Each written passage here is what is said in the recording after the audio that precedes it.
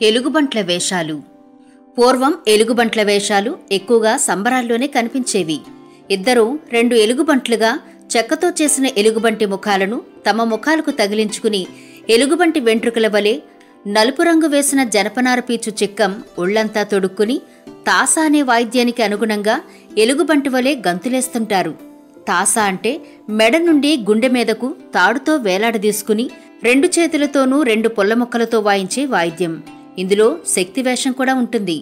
చెక్కతో చేయబడి రంగులు వేయబడి పెద్ద నాలుక చాపి చూపుతున్న శక్తి ముఖం తగిలించుకుని పెద్ద పెద్ద స్థనాలు అమర్చుకుని పైన నల్ల అంగీ తొడుక్కుని ఒక చేత్తో కత్తి మరో చేతిలో శూలం ధరించి ఈ ఎలుగుబంట్లతో సమానంగా ఎగురుతూ చేరిన జనాన్ని అప్పుడప్పుడు అదిలిస్తుంటారు. ఈ వేషాలు చూడముచ్చటగాను భయం గొలిపే విధంగానూ ఉంటాయి. ఒకప్పుడు పిల్లలు పెద్దలు అందరూ ఈ సాంప్రదాయపు వేషాలను ఎంతగానో ఇష్టపడి ఆనందించేవారు.